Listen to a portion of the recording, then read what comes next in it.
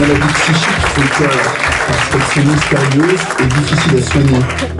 Bipolaires, schizophrènes, ces malades vivent dans un monde parallèle qui les fait souffrir.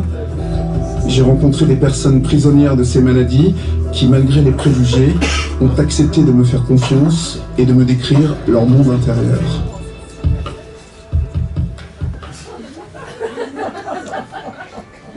C'est à moi que c'est la première fois que je participe à une thérapie de groupe comme ça. Et franchement, quand je vois la tête de certains, là, je me dis que le processus il va être super long. Moi, même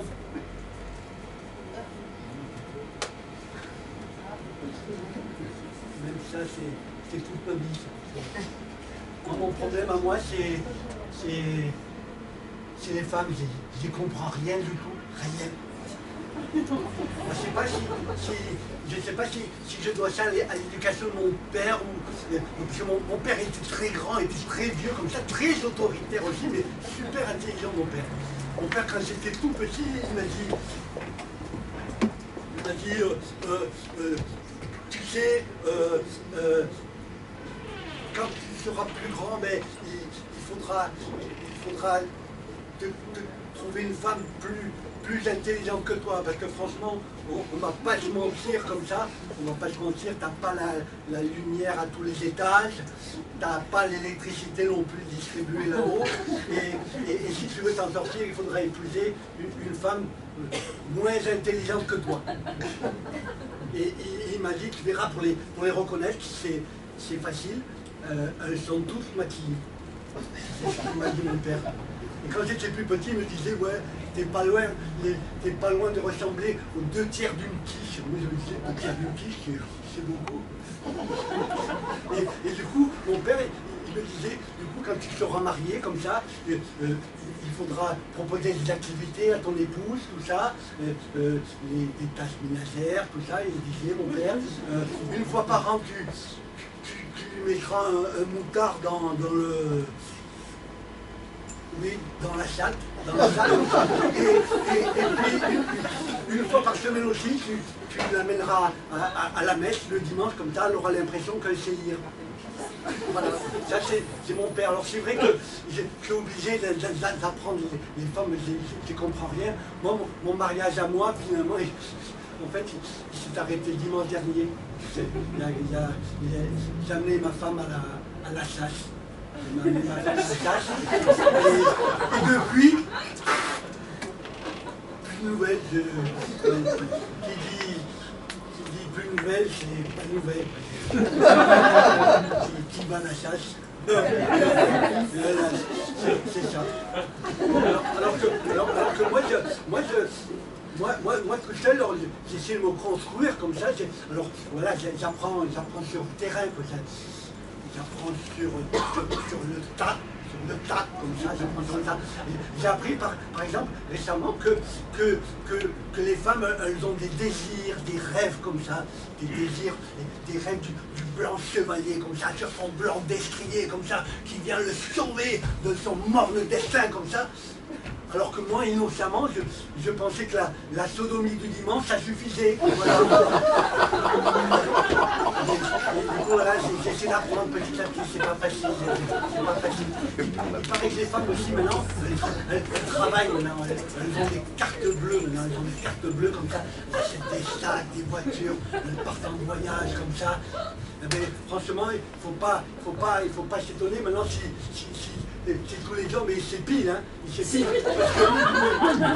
parce qu'il y a une centaine d'années, mon père disait, il l'épilation, on ne peut plus s'en passer, parce qu'il y a une centaine d'années, les femmes, elles se sont émancipées comme ça, elles se sont libérées comme ça, l'interruption volontaire de grossesse, la contraception et l'épilation, que mon père me rajoutait toujours dans l'oreille comme ça. T'as déjà fait l'amour avec une migale, toi? Il me disait, mon père, t'as déjà fait l'amour avec une migale? Moi, voilà. Et mon père, il m'a dit un truc aussi, il m'a dit, à ce qui paraît maintenant, les femmes, elles ont des amants comme ça, des amants. Et mon père, il m'a dit, moi, moi, à mon époque, quand j'étais plus jeune, moi, les femmes qui avaient des relations extra-conjugales comme ça, elles avaient aussi des hématomes. Elles avaient aussi des hématomes. Et du coup, quand les femmes elles travaillent maintenant, elles sortent aussi. Elles ont fait les sacs, les voitures, les voyages, et elles vont au stade aussi. Elles vont au stade aussi, elles vont voir les matchs de foot, et avant des matchs de foot, elles vont au bar d'en face, juste avant le stade comme ça, et vas-y, je me postronne, et vas-y, tire pêche, tire framboise, tire mûre, tire vin blanc pour les plus intelligentes aussi, voilà. Et pendant tout ça, qui c'est qui garde le mouchard, hein? Qui c'est? Mais toi, tu sais, hein, faut faire gaffe parce que bientôt, nos femmes, elles iront voir les putes. Hein,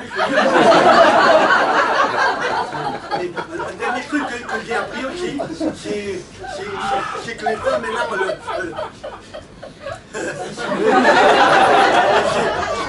les femmes, maintenant, elles se protègent comme ça, elles frappent, elles tapent, elles cognent comme ça, elles frappent, elles tapent, elles cognent comme ça, elles frappent, elles tapent, elles cognent comme ça. Et moi, ça m'est arrivé pas plus tard que la semaine dernière.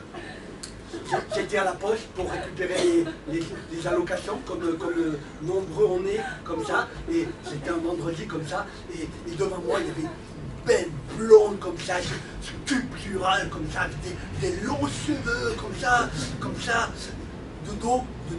Et moi, du coup, dans ma tête comme ça, je me dis, femme libre. Du coup, qu'est-ce que je fais? Mais moi, je l'aborde. Et là, bim, elle se retourne, elle me met une grosse peine comme ça et elle me gueule dessus. Ouais, vous, les hommes, vous êtes tous des porcs, vous êtes tous les mêmes. Ah, moi, illico, j'y réponds. Ouais, les femmes des porcs, comment elles s'appellent? Voilà. Les femmes des porcs, comment elles s'appellent? Et là, du coup, elle me remet une belle comme ça. Non, c'est pas facile, hein. Les femmes, moi, j'y comprends un petit peu, mais c'est pas facile.